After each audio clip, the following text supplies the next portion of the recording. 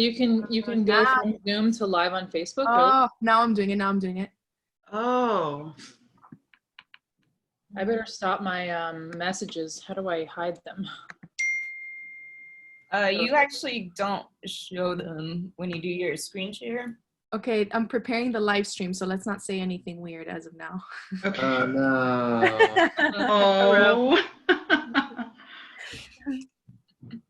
Oh. Something's vibrating on the table and I don't know what it is. Oh wow. Okay. That's inappropriate. Okay, I haven't clicked go live yet, so. Okay. Okay. You're live in 3, 2, 1. Oh my gosh. Oh man. Just a bunch of crazies talking. Wait, are we live? Yeah, No, it's on live. I'll let you know. I'll go live in 3 minutes. Okay. Yeah. Awesome. Just enough time for me to refill my drink. I'm sipping on the wine slowly. So are we drinking is the question? I was gonna wait till I was done and then pop a bottle of champagne. I was gonna also drink after. I'm drinking. I can't. I'm too nervous. I gotta chill out. Oh man, I should have started. Fuck. Fuck. like 10 minutes ago. Yeah, like 20 maybe. Wish we had cold snacks. Right? Oh gosh. That'd be Are we still gonna do that Montucky themed art show? We should. We should. We should. I'm so fucking into that. We should. That like vintage blue, yellow, orange. Do a full rendered drawing of the label of the can. Lauren, what are you drinking? Drinking water and vodka, seltzer, and a slice of orange. Wow. Ooh. Fancy. Nice. And Casey sells tinctures, mushroom tinctures at the center. So Are they good? Have you had them? Yeah, I picked up some lion's mane, an immunity, and some cordyceps. Mm. Apparently the cordyceps make you, quote, fuck like yaks. Okay. For the mushrooms that the yaks feed on the side of the mountain, and it makes them go crazy mating. So I gave it Wow. to them. Okay. Yeah. All right. I'm gonna go Facebook Live, but we don't have to start talking just yet. We'll Okay. Okay. give people like. Thomas, what kind of glass do you have? It looks like mine. Oh, okay. Is Very similar. Oh wow, so it's live on Facebook. Live on Facebook. There we go. There we go. oh man, oh god. Live on this thing. No. Here we go. Yep. You all look beautiful. I put on makeup. I know. I got dressed just from the top up, though. Yep. Yes. Yep. You remember, we're live. Oh. They know what's up. They know what's up. We all do it. Everyone's doing it. I'm sure everyone who's like watching this is just super cool.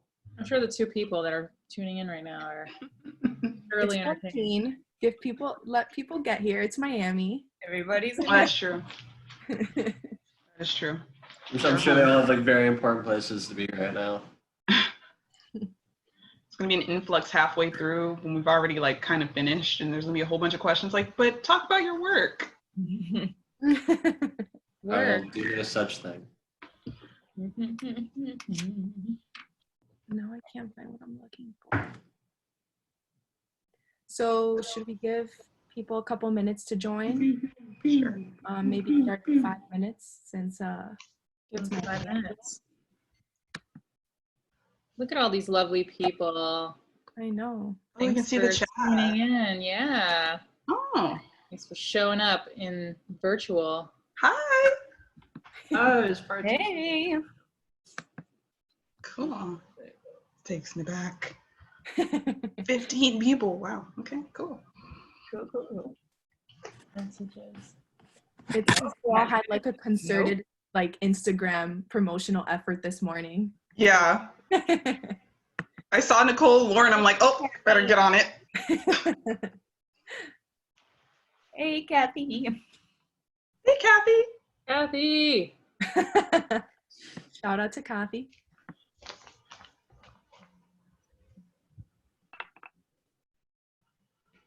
Trying to hide my messages. Miss you too, Kathy. Miss you. Miss my studio. Oh, that was to all the panelists, and I didn't want to send that to you guys. I'm sorry. Oh, that's fine.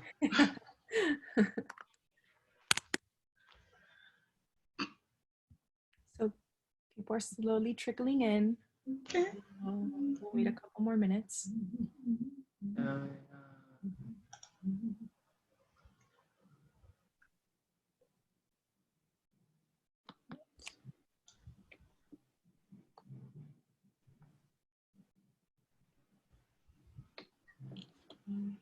This would be the part of the event where everyone's having a cocktail. Yeah. Yes. Cheers. Sipping Cheers. slowly together. Good to see you all. Here's water.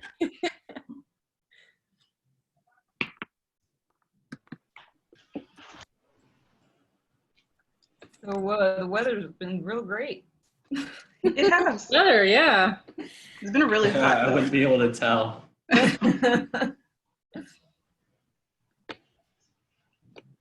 I don't know about you guys, but the neighborhood I live in is like the get out neighborhood where at like 6 p.m. everyone's out and there's kids on bikes and people walking around. Yes. It's like, what pandemic? It's like crazy. I don't know. It's What Yeah. neighborhood is this? it's Kendall. Oh yeah. Oh yeah. Yeah, Yeah. they're gonna be That out. sounds about right. We don't I'm over here on South Beach, and it's like pretty business as usual. Mm. Wow. Weird. I just think it's been so long people are antsy, you know, and they need, I mean, at least after Clearly, people are antsy. Yeah. Yeah. after like all day being inside, like at 5 or 6, people are like, oh my God, I need to take a walk at least, you know? So true. So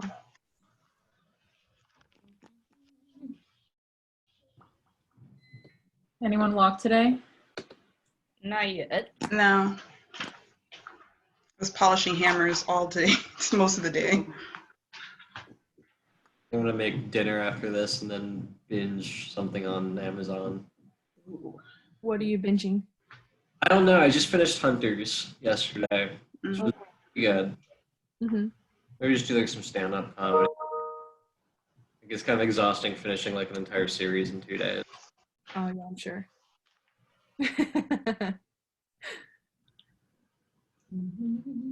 Alrighty. I think we're gonna start and then people can just kind of treat it as, you know, whatever.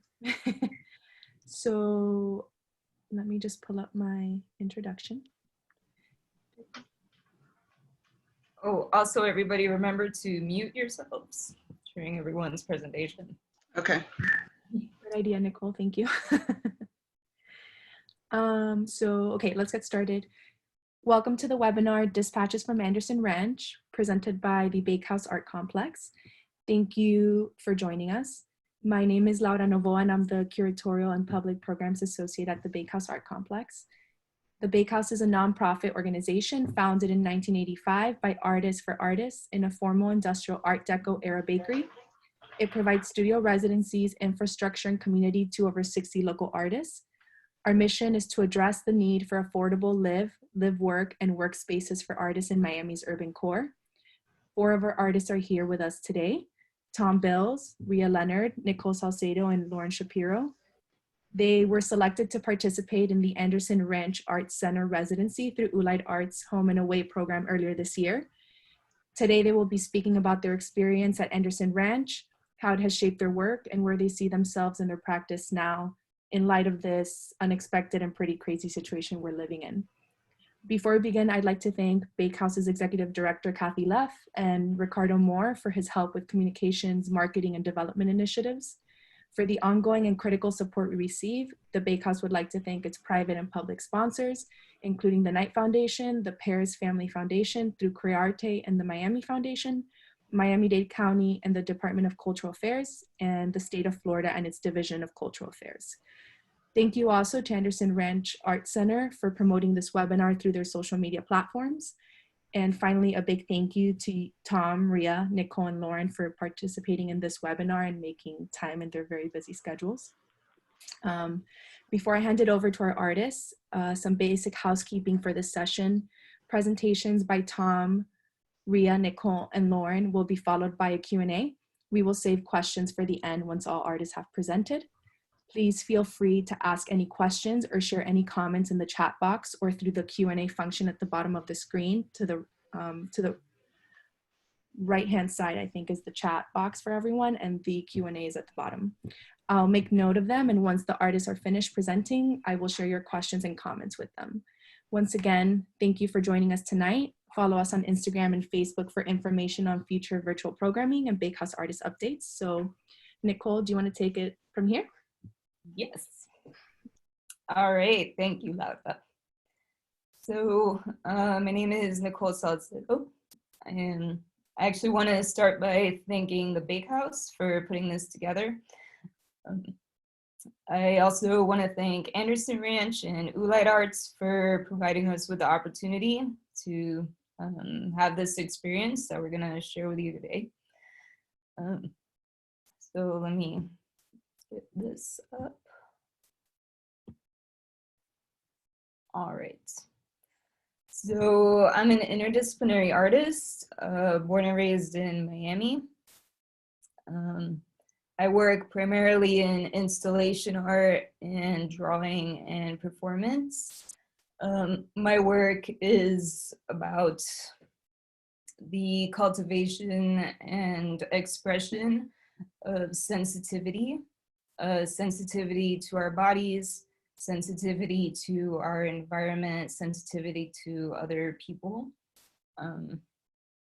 And so I do this through intricate mark making and pattern making, specifically relating to nature and how we open up ourselves to interact with nature. So when I was invited to go to Anderson Ranch, I was also invited to do an exhibition at the Art Base, which is located a few miles away from Anderson Ranch. It is a nonprofit. It is a nonprofit art project space located in Basalt. So for this, I was invited to do a solo exhibition, and the exhibition was called Most Beloved, and it is a recording of my relationship to the divine, which that's what I refer to as most beloved. So each piece is a different act of devotion to the divine.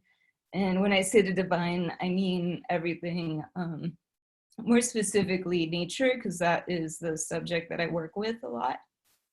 So I did a series of 5 ink on paper pieces. I did a digital wallscape. I did some mural work, as well as a ink on fabric piece. So this is a detail shot. I also collected a bunch of rocks from around the area that I also painted with ink, to sort of bring in a piece of the Colorado landscape. I was also invited to do a workshop with a group of El Salvadorian children. So for them, I had them collect and work with these different natural objects to create marks on paper. And this was actually something that I was also doing in my studio at Anderson Ranch. Oh, wait. Hold on a second. Okay, there we go. All right, so this is a shot of my studio at Anderson Ranch. I was also working on a project for the Bass Museum's Walgreens windows, which has since been postponed. But I was painting ink on fabric on these like 30-foot long cotton fabrics, using different brushes and experimenting more with these oscillating waves. Here is one of the brushes that I made to make marks. So one of my main goals at the Anderson Ranch was to really immerse myself in the environment and just collect a bunch of natural objects in order to use them to create marks on the fabric. Here is one of the places that I frequented. It was an aspen forest that I would go to every weekend, but I tried to be outside at least every day because the landscape's just so beautiful. And here's another image of some of the objects that I collected and used for mark making. So walking and observing is definitely like the foundation of my practice. I do this in order to open myself up to information that wouldn't normally be sensed in my day-to-day. And this is how I keep cultivating this practice of sensitivity. This is an image of a tree that I fell in love with while I was over there. It's the aspen. It's a very ghostly and beautiful and ethereal tree. Really very like silent. So in that hike that I would take, it was a very like silent hike, like you didn't hear anything because of the snow. And turns out that in pagan folklore, this tree is meant to symbolize death and rebirth, which is interesting considering like where we are at right now. And here's another image of the back of the ranch where I would walk. And, you know, being at this residency was a really beautiful experience, you know, especially like getting to know everybody, and the 13 other artists I was with were like so amazing. And it was such a great, I also really enjoyed like bringing them out on my walks and sort of showing them what I learned in the landscape or my little discoveries. So what I'm doing now that I'm sheltering in place in Miami, I'm working on an art in public places project with the city of Miami for the Father Marquis Berry Apartments. I'm also working on the Ellies and Wavemaker Grant winner project of Buenesas, which is a book to, it's a guide for the edible weeds in Little Haiti. Shout out to Gabriela Acera and Monica Ozerevich, who are my collaborators. And I also have a series of meditations coming out with the Bakehouse Art Complex. And I've also just been doing a lot of meditating and sitting and trying to not feel guilty about not being productive, which I know is a big struggle for a lot of people right now. But I'm fortunate enough to, you know, be able to shelter in place and have, you know, some work coming in. So I'm grateful for that. And I'm going to turn it back to Laura for her to introduce the next artist. Thank you, Nicole. Oh wait, let me here. Thanks. Yes. I have a couple questions for you, but I'll leave them for the end. Thank you so much for showing us those beautiful images. So next up, Rhea, are you ready to go? Yes, I'm ready. Just waiting for Nicole. You do the squat, or do I have to wait? No, I don't. All right. Is Yeah, my I do name have to wait. still? Oh wait, Yes. Sasha. Okay, here we go. Sorry Okay. about that. It's cool. It's cool. It's cool. It's all good. Let's see. Where's my program? Share. Okay. Really? Okay. Done.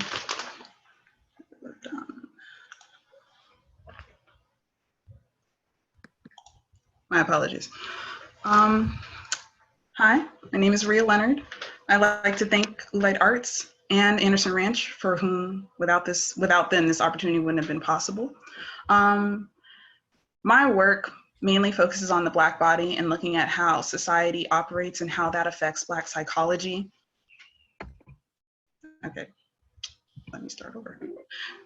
Okay, my slideshow had another way of wanting to be. Okay, so I usually focus on the Black body and looking at how society plays a role in how Black lives play out. But during my time at the ranch, I wanted to take a step back and actually examine my practice and give myself time to work on things that I don't necessarily get a chance to do very often. And that was mostly working on printmaking. I was the printmaking person there, so I was meant to be in the print room, but I also worked on drawings and some sculpture while I was there. And I've focused most of my time on not rushing my steps. And usually here in Miami, I have to plan things in a certain way because I'm in my studio a certain amount of time versus doing other things at another time. So I have to work everything in hour by hour. So at the ranch, I could literally work on a plate and then proof and then just keep going. But I resist the urge to do that and really slowed myself down. And as Nicole mentioned, she was often out there and doing walks, and she was always like, do you guys want to go on a walk? Do you want to go on a walk? And rather than say no and be the workaholic that I am, I actually took her up on the walks. And I have to say, trying on someone else's practice and approach was a beautiful thing. And I really learned a lot from the artists that I was with. And I think I took a piece of their practices back with me, and I've applied them. And every day I apply something I think of each of them. But to our first image, I worked on printmaking, and I mainly started out with 5 plates. And I took them through a series of stages. And basically that just means I proofed them to a certain extent, and then moved on and added something to the plate. But as I tend to get a little bored.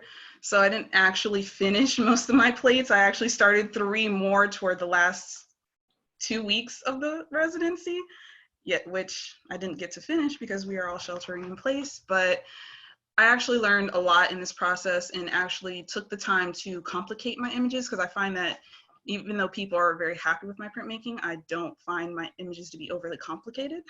And I actually took the time to see if I could make them more complicated while I was there. So this is an example of that work.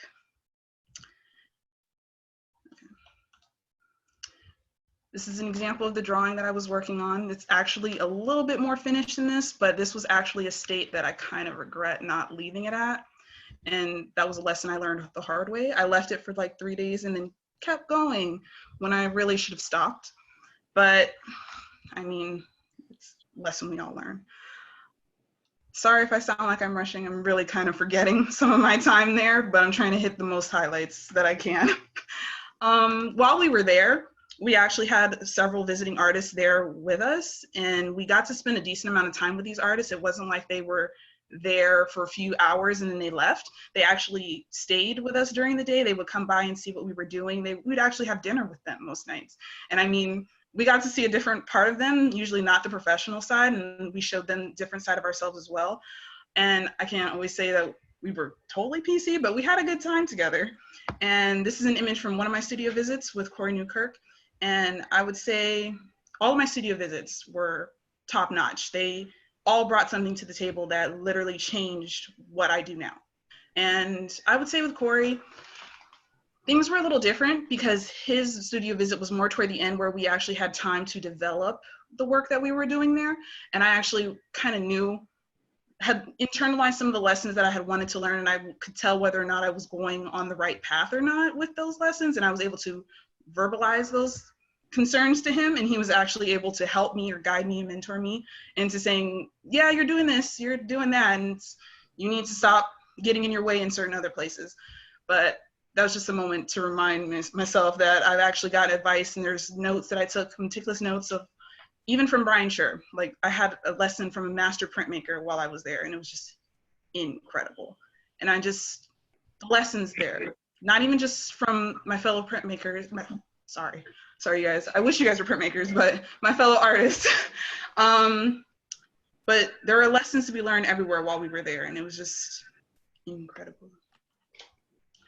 The one work that I actually did finish while I was there, this print, I actually left a few while I was there to be donated for Anderson Ranch in their auction that's going to come up in the fall. Hopefully that still happens. But looking at this image now, I had to go looking for this piece, and I couldn't imagine doing something like this had I not gone to Anderson Ranch, because I really just look at the image and it's like, it's too complicated. Like I want to blow it up so you guys can see it. Let me show you. But I don't know how to stop it from progressing. But this is the print, like my one piece of work. And I mean, it's not always about quantity, it's about quality. And I feel like this print really speaks to what I was able to accomplish while I was there. As of right now, after being back and sheltering in place and not really having much access to my studio or press, I've actually taken on to beading. And this is a piece that I'm working on called the Morning Vale. Okay, slideshow, thank you. Okay, it's a piece that I'm working on that I'd wanted to do for a while, but I didn't think I had the patience to do. But coming back from Anderson Ranch, having worked on certain works, patience was something that I treasured, and found that certain works don't need to happen in a week. They don't need to even happen in 2 or 3 days. They can take time and they will reveal themselves to you even in a month, sometimes 2. So I've started to slowly work on this piece, and it's missing pieces, but I'm slowly every day working on it because it really does take time to put these beads together. They're absolutely tiny. But the work is to think about, I guess, a memento mori, to consider what we're going through and all the death that's going on and the people that we've lost to this virus. It's just, even though it started as a thing that came from a very personal spot in my family, and that's at least last year, we lost a lot of people. But I think in light of what we're going on, this might be the right piece for me right now. So spending time working on that. And I'm also preparing for talks and other projects, but until we get out of this stay at home, everything is on pause. I'm gonna hand it back to Laura now. Laura. Thank you so much, Rhea. That work that you posted that you finished is beautiful, and hopefully the auction goes through. So Thank you. Thank you. So I'm gonna hand it over to Tom. Tom, you ready? All right, here we go. So been Miami resident for somewhere around 8 years. First want to give a shout out to Anderson Ranch and Oolite for taking us on this trip, and then Bakehouse for organizing this fun little get together that we're having. Let's share screen.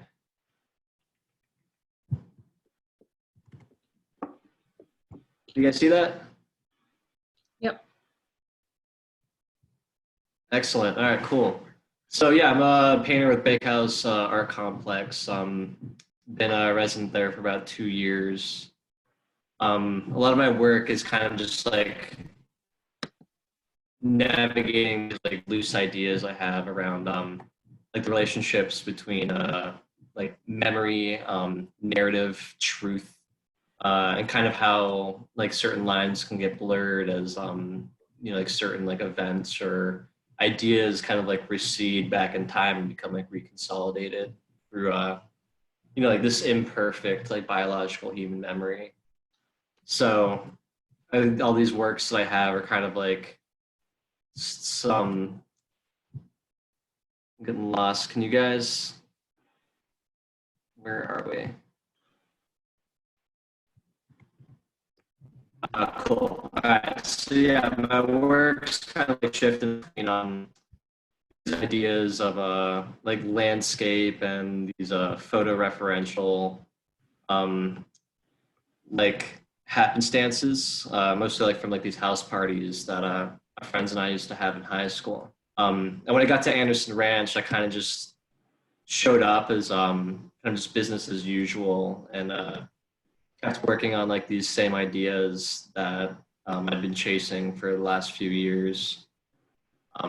One of the projects I was I'm happy enough to bring into Anderson Ranch was this ongoing series I have called Still Cheaper Than Paying, where over the last 2 years I've been sourcing my own parking tickets and using that as kind of like a substrate for like small little sketch paintings. And then through that, what I would do is sell the parking ticket for the price of the fine, kind of as like a way to like, you know, my parking fines. The piece right here is one of the first of that project where I chose something other than a parking ticket. This is an invoice that I got from being towed in South Beach. Something that I painted, I brought with me to Anderson Ranch. And yeah, as that project kind of progresses, I'm also working, I just did my Mount Sinai hospital bill for when I went to get tested for COVID, or attempted to get tested for COVID, right after returning from Colorado. I think what I'm really taking out from Anderson Ranch is I brought a camera with me and go on a lot of walks, a lot of like day and night walks. So my reference folder got substantially larger, and there's some pretty good photos I was able to take that will eventually make their way into my painting. There's a lot of really cool stuff. One of my favorite walks is we had a golf course right behind us, and at night we'd actually like go walk this like golf course that's just like covered in feet of snow, and just the way that like light moved around there is very interesting, and this like very sort of like no place that didn't quite make a whole ton of sense. Since returning from there, and we basically just kind of like landed right into the coronavirus fire. I've actually been fortunate enough to still be working as a butcher. Actually more hours than I usually get, so the financial hit hasn't really been much of a thing. And I've now just finally started setting up a small little studio here in my apartment over in South Beach. And so slowly kind of like getting back into the routine of like making paintings. I just did the medical center one a few days ago, and it's actually still up for sale for about just shy of $600. They actually I went to go get tested. They said I couldn't, and then sent me a bill for it, which I should probably call them about. Besides that, I also have a bit of a fire sale going on, which can be found in a post on my Instagram. Is right when it was announced that restaurants and bars all have to close. I've been working in the restaurant industry for about 7 coming on 8 years now. So when all the restaurants and bars closed, like a ton of people who I knew like worked alongside with like immediately lost jobs. So I've got a good handful of works I posted on my Instagram that I'm selling for what would be like about a 33% discount from what they usually go for. And through that, I'm going to be donating 100% of the proceeds from that sale into relief funds for out-of-work restaurant workers. And I think that's it. Let's stop the stop share. There you go. I'll turn it over to Laura. Thank you, Tom. Lauren, last but not least, you ready? All right, let's bring it home. Again, sharing the sentiments of my colleagues. Huge thanks to Bakehouse for putting this together, and Oolite and Anderson Ranch for the opportunity. It was a dream come true. I'm going to show you guys a few photos. Let me start over. Sorry.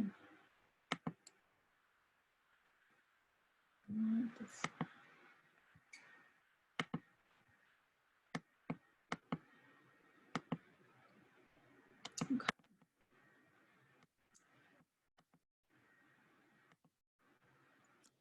So my name is Lauren Shapiro. I'm a ceramic artist. I'm based in Miami, and I work at the Bakehouse.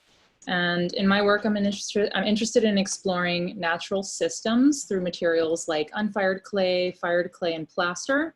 And I'm especially interested in connecting people with the feeling of mystery or magic that you might encounter in nature. And this is reflected a lot in things like patterns and forms of sacred geometry and textures taken from the local landscape. So this is my most recent installation completed at Fairchild Tropical Botanic Garden. It was a Wavemaker grant through Locust Projects, and it's made up of unfired clay textures. It was built through workshops by the community of artists, friends, and general visitors to the garden during the Ramble Garden Festival last year. It was a temporary piece that was constructed and then subsequently deconstructed. So this was really a foray into my exploration of architectural forms with ceramics. So I'm going to show you guys just a couple of renders. This is just so you can think about where I'm trying to go in the future with my work. This idea of using local textures of potentially endangered flora taken from the local landscape that would be turned into tiles that might wrap around architectural systems or even grow plants. These are some images of mock-ups that I did at the Miami Beach Botanical Garden for some future public art ideas. So last year I was awarded a Night Arts Foundation Challenge grant to build a site-specific ceramic mural at Fairchild. And the idea behind this is that the mural would be a set of tiles and textures of plants would be created by the Miami-Dade County Public School System teachers and students to collaboratively build this mural with me. It would be installed at the garden. And the idea is to promote inclusivity and access for individuals to this amazing tropical landscape while learning about the ceramic arts. So when I found out that I got the opportunity for Anderson Ranch, I was thrilled because the previous summer I had done a workshop learning about CNC routing, which is a computer operated drill system that can create textures. And so the class that I took was to create these textures with these tiles. So you can see up here, this is a plaster mold that becomes a press mold for clay. So down here is what it looks like in the software. So this is me designing a complex mural in shapes, and on the left is a sample of what one of those tiles might look like. So at the ranch, I was like sadly I didn't take much advantage of the local landscape, though I thought I might have. I got totally immersed in the process and the technique of the CNC. So I started designing these complex cottle board systems. Cottle boards are these wooden structures that hold the tile. So the idea is that you press clay into it, almost like a brick. So you can see here, here's another one for a corner tile system. And I even began to route the texture on the wood itself to create texture, wraparound texture on the tiles. So this was kind of the end result. So I spent most of my time experimenting with different types of CNC techniques. And this is basically what I came up with was the tools to make the ceramic objects. So here are a few samples towards the end that I was able to squeeze out after I made all these forms. So you can see here, they're kind of like architectural forms that make up walls or different types of tiling systems. So back in Miami, with our shelter in place, we can't go to our studio. So I created a pop-up tent in my front yard. My landlord was kind enough to let me do that. And I've been working in a tropical post-apocalyptic studio setting. So here are some of the tiles that I've generated. So I've begun working in these different types of tiling systems. This is a concave tile that kind of curves in, which produces the convex tile over here. And I've begun cutting holes in them. I'm thinking about these tiles housing plants, or creating public art that might be a space for people and nature to kind of come together and dwell. And these are the first two tiles that I pulled out of the molds. One is a convex and concave tile. And as you see, they're going to make an undulating ceramic tile wall. So that's pretty much where I'm at. That's it. Turn it back over to you. All right, great. So I open it up to any questions. I have a couple questions that have come in and a couple questions I have myself. So let's start off. I have a question from Facebook, actually. Someone's wondering how, and this is for the four of you, how was it working in such a quiet space? Did you fall into that routine naturally? Was there an adjustment? Who wants to go first? I'll go first. Okay. It was, I mean, quiet is relative, I guess.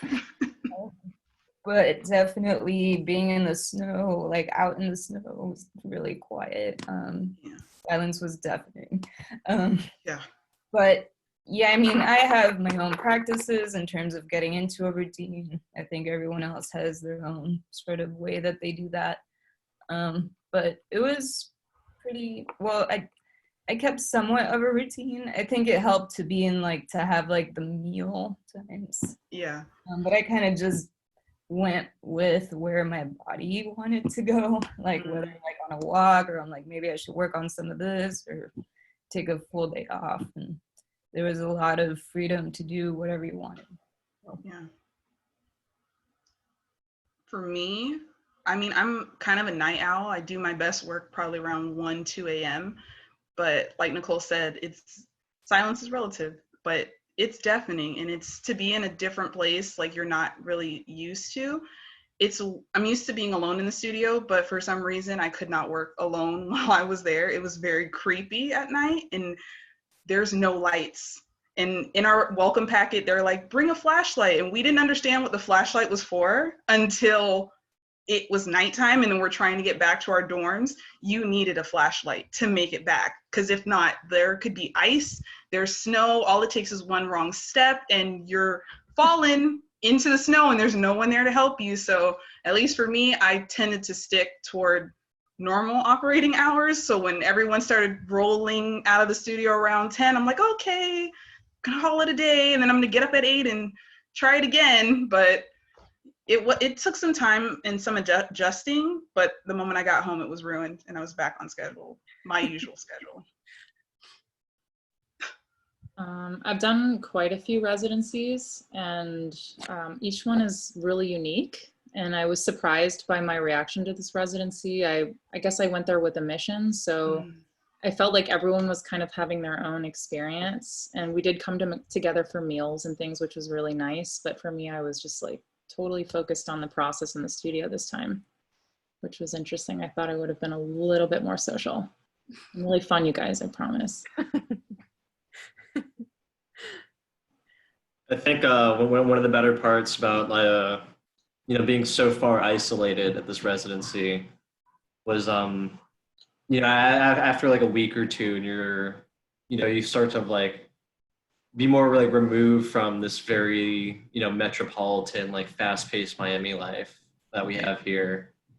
That after you kind of like get out of that setting, like you just like after like the second week, like your shoulders are like a little bit more relaxed. Like you don't really have sort of like that city pressure that I think we live with here.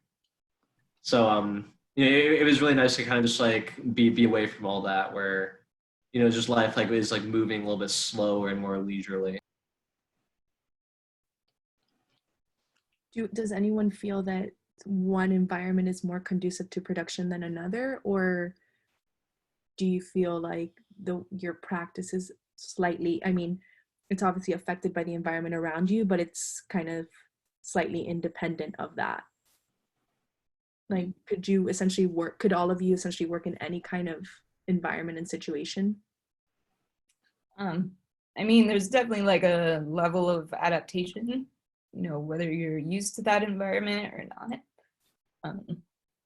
I definitely thrive in environments that have less pressure in them, but at the same time, I work really well under pressure.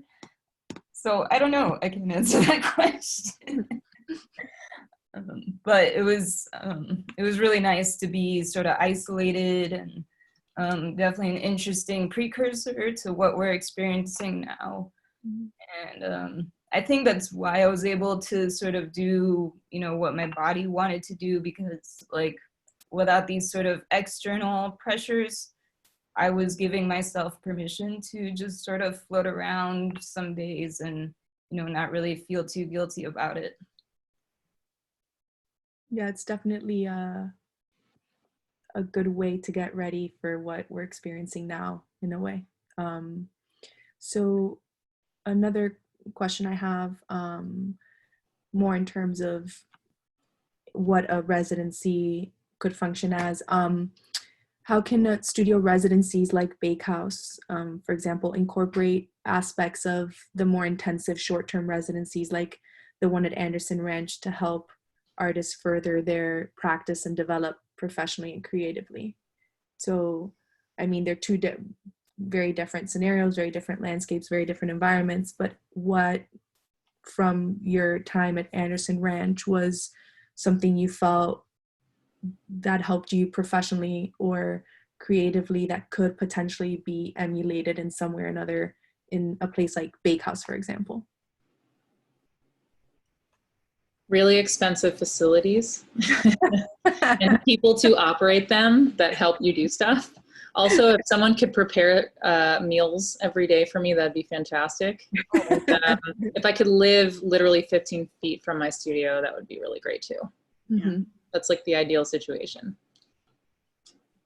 I also think Unlimited White Claws.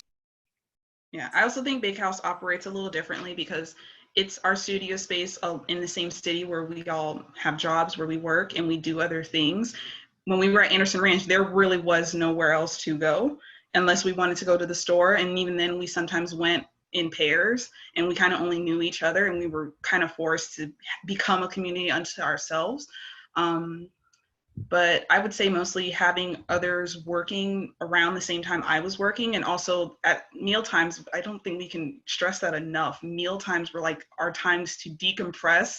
And when we were going through a rough day, it's like, okay, I'm either gonna go back to the studio after dinner, or we're like, no, we're just gonna dance it out in the cafe. We're just not gonna do it today. The camaraderie, yeah, the Yes. camaraderie is very nice. Yeah, the cafe was definitely like a community gathering space, which Absolutely. I don't really feel like we have that at Bakehouse, like such a large like gathering place where you could sit and talk, and so that was definitely like a big thing for like networking, or you know, if you want to call it that. But yeah, also food. You sound official. I mean, it seems that what a couple things that I feel like could potentially be not emulated but perhaps integrated into a studio residency like Bakehouse is definitely probably a bigger hangout area / kitchen space where perhaps artists who have studios could cook together every once in a while. I feel like food is definitely a way to bring people together. Oh, yeah. And then it seems also that, and Rhea, you mentioned this specifically in your presentation, that you had artists who were further along in their careers kind of consistently giving you feedback, doing studio visits. So that so it seems that both of these things just are about exchange and growth through exchange and you know, in different settings. So Lauren, if only we could have expensive facilities, I would. Yes. But I mean, things like that are definitely easy to do because it's more about coming together as people. So I think that anyone could benefit from possibly more interaction at different levels rather than, which I know it's easy to do at Bakehouse, even though I feel a lot of our artists are open to each other and have good sense of community. It's very easy to just walk in and go straight to your studio. So, yeah. Okay, a couple more questions. How was sharing time among Miami artists, but in such a different landscape, and what do you miss the most? I miss my friends. I miss being social. Yeah. Missed those when we were walking like midnight walks back to from Yeah. Oh my gosh. mobbed up, like snowing. It's 1 in the morning. I think that's a really unique experience too, because I've done a lot of residencies, but I've always I go by myself. So I kind of get to reinvent my identity, but to go there with my Miami identity and all the people that I knew as a collective was a really unique experience.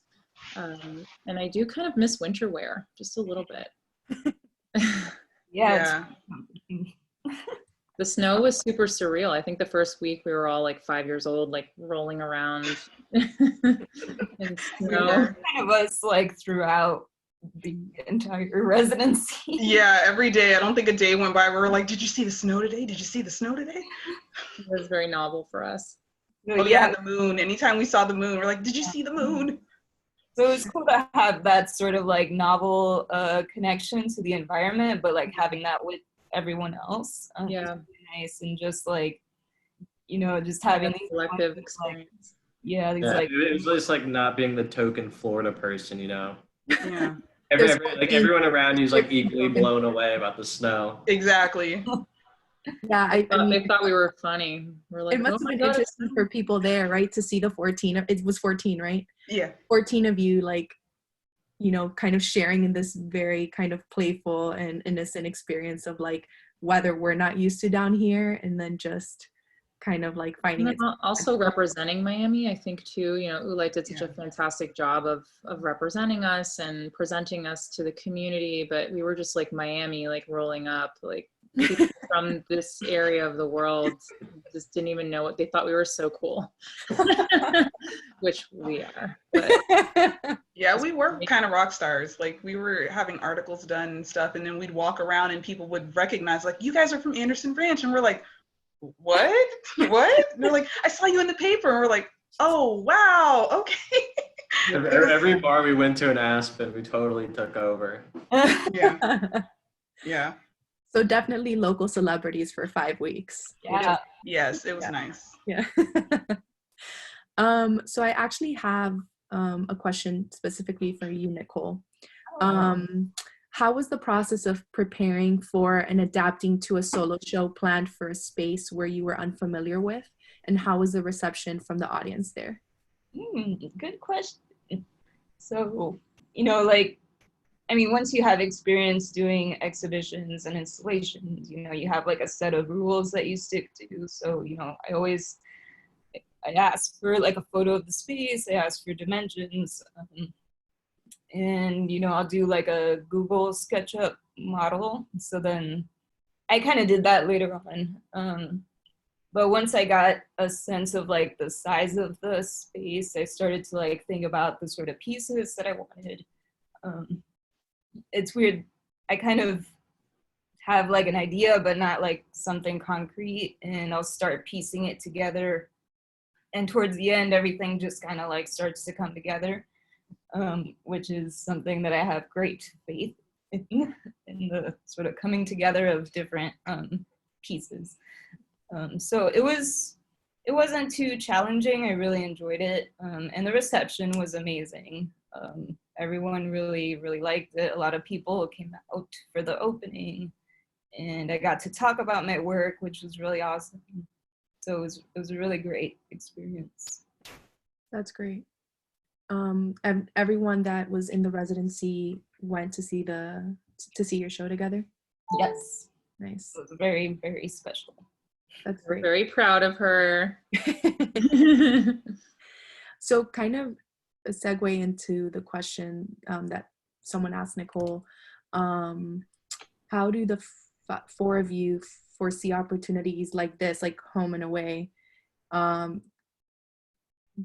being beneficial to you professionally and broadening the reach of your practice? Because it's obviously different to be in this environment, you know, where you're, like you were saying, you were secluded, you were kind of like local celebs, you had all this time to focus on your practice, and then you come back home and it's, you know, Miami's its own kind of enclave within the arts ecosystem, and then on top of that, like it's home, so you're working, and it's a completely different kind of reality. So how do you kind of see that individually? And there's definitely something that was I think very legitimizing to you know, be chosen as like the first group to you know, have this opportunity. You know, Oolite is definitely gonna have a hard time, I think, putting together a better group after this. Yes. I think that too, Anderson Ranch has such a reach nationally. And I know in ceramics, we were working with a few, you know, well-known established artists that were showing in New York. Simone was one of them. Sterling Ruby happened to be coming through the ranch and had lunch with us and had such a frank, like a heart-to-heart talk with us about his process and his career. So I think that, and then as well, getting to know the Anderson Ranch staff. So if we ever wanted to go back in the future and do a project there, it would be much more easily facilitated. So just being able to step out of our Miami enclave, which is a lovely little ecosystem for us all to kind of thrive within it, to be able to have the opportunity to go out and have some sort of representation as legitimate professional artists in the context of Anderson Ranch, I think was super beneficial to all of us. That's great. Yeah. I would say as an emerging artist, like Thomas said, it's kind of like a stamp of approval, at least for myself, where I kind of doubt myself a lot in what I do and whether or not I should be doing art. To have gotten the chance to go and then spend time with artists who are in different stages of their career and seeing that everyone got there a little differently, but at the same time I'm considered one of them. It's reaffirming for me, at least coming back to say that I have this experience under my belt now, that I shouldn't really doubt myself, because hey, didn't you spend 5 weeks in a completely different state and talking to other people about your work? Like, it was like, you've been doing this for years. It's reaffirming in a way that I think I needed at this stage in my career. And I think I'll carry this experience as well as the other, at least into the other residencies I would do in the future. It's the push or the bump I needed at the right time. That's how I see it. Yeah, I mean, that's crucial. I think, like you said, Rhea, to giving you a feeling of like security and kind of just saying, okay, I'm on the right path. I'm doing, like, this is what I should be doing. So it's always good to have that reaffirmation, whether it's through, like Nicole had a show, or like you said, just being invited to do something that you feel like has really added and benefited your practice, and you know that you're on the right track. Absolutely. It's really good to know we're not wasting our lives, Yes. Yes. We saw a lot of examples of what we can do if we stick to it. Millions of dollars worth of what we can do if we stay in it. So yeah. Tom, I have a question for you. Do you tend to spend time with your source images before they become paintings, or are the decisions more fluid as to what your subjects and series are and when they get to come to life? There's a lot of variance. For example, one of the painting that I'm actually working on right here next to me is a photo that I took like last week. Whereas at the same time, one of the larger paintings I did while I was at Anderson Ranch is a photo that was I've had since about 2010, maybe 11. So in regards to all the photos I took at Anderson Ranch, I really didn't like go shooting with the intention of like turning them into a painting immediately. It was kind of just keep the camera on me and just like point and shoot at anything that might possibly be of value later. So if this question's more specifically about the photos that I have shot while at Anderson Ranch, they're definitely going to be like a little bit more fluid and kind of like have to be sat on for a while before I know exactly like how to use them. And I think you use the term photoreferential, which I think speaks to that idea of kind of emulating, I suppose, reality in a way, but kind of giving it your own, I don't want to say twist, but essentially you're the one that dictates the final image as the artist. Yeah, and then also in a lot of my paintings, specifically the house party ones, I use the word photoreferential because I'm not like using the photo as a tool to like paint what's in it, but I'm like actually really like referencing the photo itself and like the way that, maybe like some colors on film can age, or, like processes in the photo I reference in the painting. Mm-hmm. Gotcha. So Rhea, a question for you. Did you have access to any interesting equipment or materials that aren't typically accessible in Miami? I did. We actually all had access to the different studios, and we had a certain time of the day that we could go. I actually attempted to, what was it? I forgot what it's called. I think it wasn't the CNC router, it was something else. I think it was an engraver in the Fab Lab. And I tried to etch an image onto my copper plate and then later put it into the bath. But we ran into a few issues because we were worried that the ground would catch fire. We were worried that the tape would also catch fire. We didn't want to release any fumes. So I kind of nixed that. And I also I took one of my bracelet pieces with me, and I kind of lost track. I'm like a kid in a candy store. When you give me too many options, I lose my mind. And I was going to 3D scan it into the computer to manipulate it and work on enlarging that piece to do something else with it later on. But I forgot, and I think I got caught up doing a plate and something, and it's like I went from one proof to the next and didn't even stop and missed my appointment.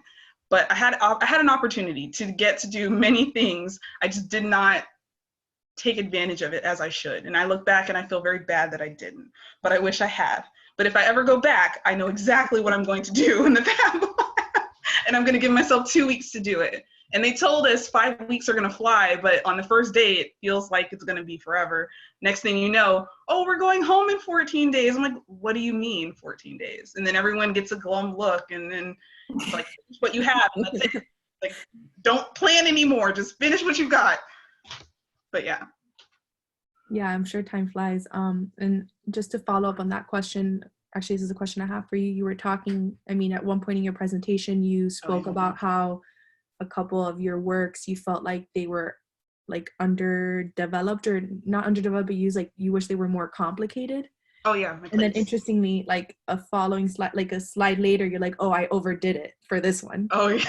So how do you kind of know, like, how do you find that in between of like a happy medium almost, where you don't feel undersatisfied because you feel like it's not complicated enough? And complicated for me is like an interesting word choice, but, or on the other hand, when it's like you said, you like did it, you worked on it, like overly worked on it. So how do you find that kind of in betweenness that you're happy with?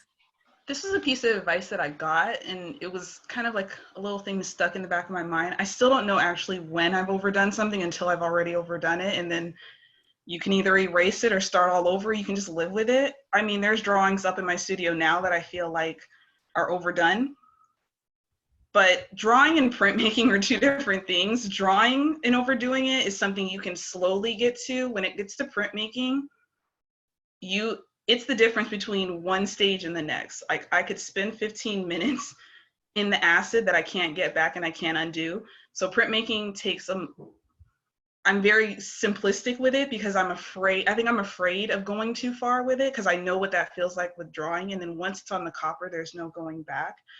But I think I wanted to set aside that fear and actually complicate the image. Even if something got a little too tedious, I'm like, okay, just take a break, come back, go have lunch, and then figure it out afterward. And if it doesn't work, I mean, you're just going to just be drawing for the next 5 days and you'll be happy. At least you took your time and you didn't rush it. So, I mean, I'm still trying to figure that out with printmaking. And I mean, I think I got a little close to it with the print of the dancers, and there's something in there that I've actually carried over into my drawings, but I'm learning the hard way that is a lot of work. It's a lot of work, and I'm having a chance to practice patience. So that drawing is going to take some time. It's in the middle of the floor and it's there every day, but yeah. Well, yeah, I mean, I've been in your studio, so I just assume right off the bat that you're a very patient person, because I've seen your work up close. So I feel like the detail and the kind I work till 2 a.m. because I need to get it. I want to see the image done. I see it in my head and I just want it to be done. So I'll spend 8 hours a day if that means I can get it before the end of the week. But so learn my lesson. Kind of like perfectionism almost. Yes, it's sickness. I'm working on it. So we're reaching our time relatively soon. I have a question for Lauren really quickly. Lauren, you were saying that during this residency, you were more focused in the studio since you had a specific project you were working on, and perhaps you weren't like able to socialize as much as you wanted to. Do you think that how you approach a residency has to do with where you're at in your practice? Does it have to do with, like, perhaps like you said, you've been to previous residencies, so maybe for this one you were already kind of like set on doing something specific because of what you had experienced in past? Like, how did that come about that you just happened to choose to maybe focus on your practice a little bit more than other times? Or I think it definitely has to do with the circumstances. So for one, we're at this place where they have all of the technology and technicians to help me make things that I wouldn't be able to do on my own. So I felt like enormous amount of pressure to try to make the best of all that. And in addition, like Rhea, my process is many, many steps, and it takes a really long time, and there's a lot of variables. So knowing that I won't be able to get access to those things or that time, I think I just went in with the mindset of really trying to complete a project, which is the Night Arts grant that I'm working on. So I went there with a mission, and I think I felt some time constraint anyway. So I think that was probably why I ended up experiencing that the way I did. Other residencies I've done have been more experiential, like the Amazon rainforest, where we went for 10 days and, you know, ran around in the woods and drank caipirinhas in Brazil and shared our art practices with one another and collected data or textures. You know, it was a shorter term. And then thirdly, I think it was going with Oolite and representing Oolite and wanting to put forward our most, you know, our best foot forward and to show that community what Miami artists are about. So I think those three factors had to do with my reaction to the experience there. yeah. And just regarding what I asked previously about how Bakehouse could kind of emulate or like somehow replicate certain things that you experienced in Anderson Ranch. I mean, like you could be considered like the expert for our ceramic facilities, for example, right? You help us manage them. So maybe would you say that having a more established system of perhaps like experts or people that had all these kind of really, or all this really great experience and different kind of techniques would be something that we could potentially replicate at Bakehouse to make our artist experience? Oh, for sure. I mean, Anderson Ranch is the model residency. It's got, you know, everything that you'd need to make anything really, you know, and also I think in terms of what we can do short term, I think I love the idea of community meals, of like once in a while, everyone cooking or having a meal together. I think that's a great idea. And also studio visits, either with each other or with professionals. I think those are two things we could do short term. Longer term, of course, would be build a baller facility and hire some talented artists to tech it and help other artists make their work. But this is, you know, it's going to happen, but it's going to take a little bit more time. Yeah. But yeah. So I'll finish with this question. And I have one more that I want to pose to the four of you. Someone's asking, what were your favorite individual experiences during the residency?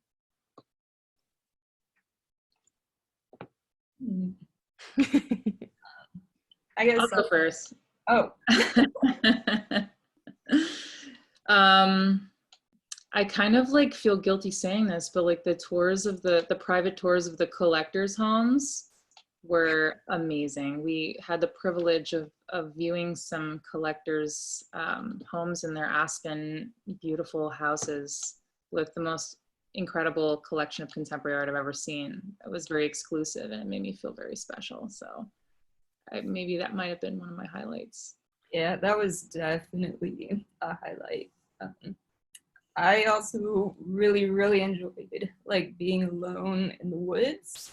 But I did take a group of like 7 of the artists out on a hike. And that was one of my highlights because I got to sort of share my practice with all of them. It was really